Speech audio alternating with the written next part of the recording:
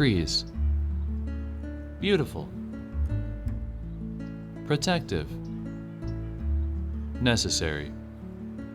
Imagine the Canadian prairies with no trees. There would be no shade when it's hot, no accessible firewood when it's cold, and no homes for our wild animals. There would be nothing but bare, flat grasslands. Back in the late 1800s, this was the case. This is the story of how one family's love for trees transformed the Canadian prairies. And it all started in Brandon, Manitoba. Brandon has changed a lot since the late 1800s, when Henry Louis Patmore first arrived from Essex, England. There were no trees to protect those settlers from the wind. In fact, there were no trees anywhere. Patmore was the one who started the movement. It would be the first time trees would be planted on the bald prairies.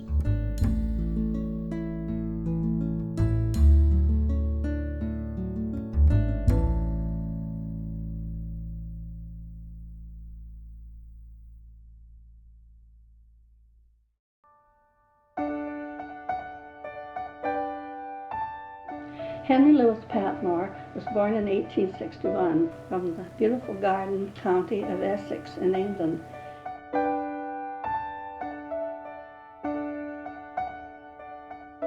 In 1879, at the age of 18, Henry Patmore's health began to fail. He heard about the great Canadian West and how its drier climate would be beneficial to his health. Shortly, Patmore set sail for Canada. On his way west, he stopped in Brandon, Manitoba. It was here that he learned about the propagation and the growing of trees in the Canadian climate. His first impression on arriving in Brandon was a vast city of tents. He walked out on 9th Street to the corner of 9th and Queen's Avenue. He came to a small nursery. This was a good sign of the further possibilities of this country. H.L. Patmore came to Manitoba, tried to homestead initially out by Reston, but threw in the towel on that and went to British Columbia. Although Patmore headed west to Agassiz, British Columbia, a town surrounded by mountains, he preferred the wide open spaces of the prairies.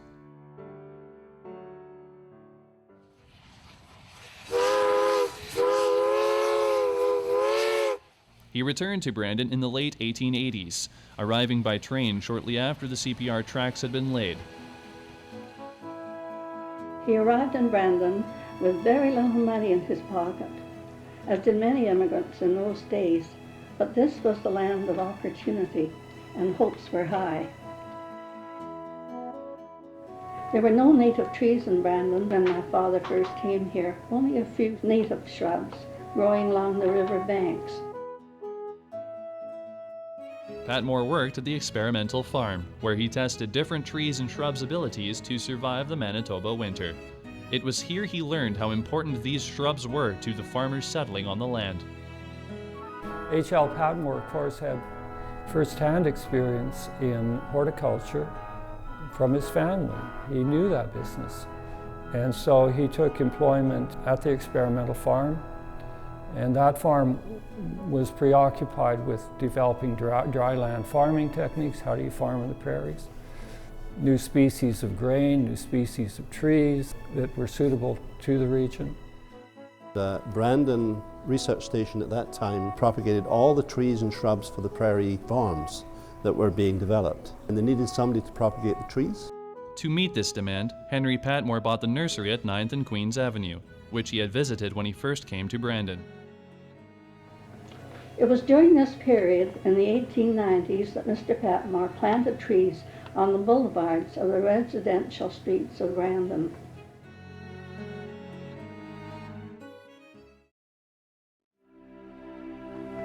My brother, R.H. Patmore, grew up in the nursery business and became very familiar with all aspects of the trade.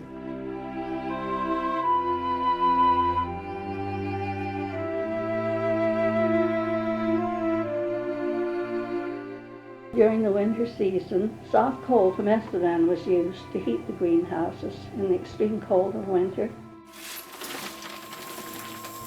This had to be drawn and unloaded from the CPR station, which was close by. This work was all done under the supervision of H.L. Patmore and his son, R.H. Patmore. In 1914, all able men on the nursery staff had to go to war.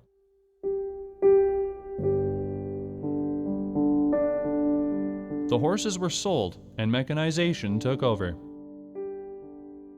Digging and cultivation were now done by tractors. The 40-acre plot of nursery land was sold for real estate. Patmore's entire crop was shipped by train to the Dust Bowls of the West to help stop the soil erosion problem. In 1934, as the Depression started, Mr. Patmore's health was beginning to fail.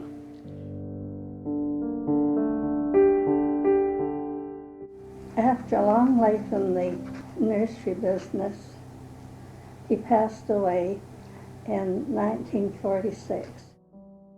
He had a long and fruitful life.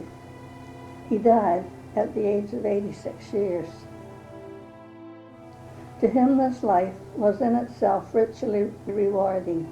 He would not have asked for anything different.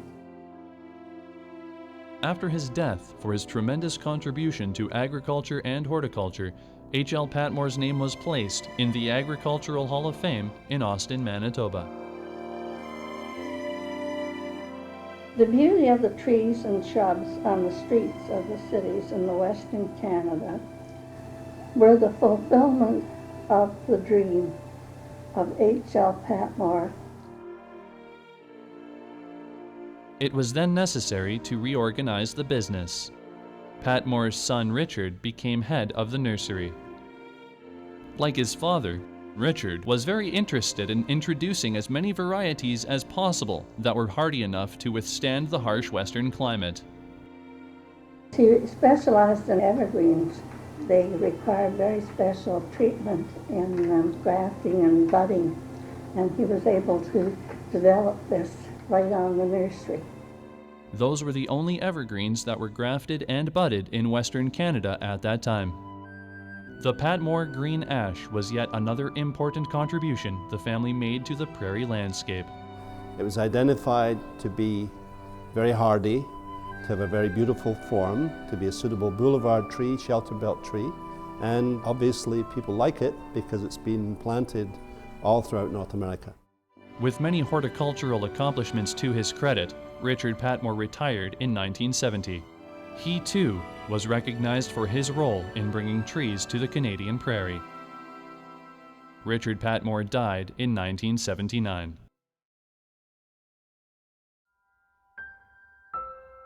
The beautifying the city of Brandon made this city very well known from coast to coast for the beauty of her streets, as well as making Brandon a very pleasant place to live. While going green has been the byword of the last couple of decades, perhaps the real green movement began more than a century and a half ago on what was then the barren Canadian prairie.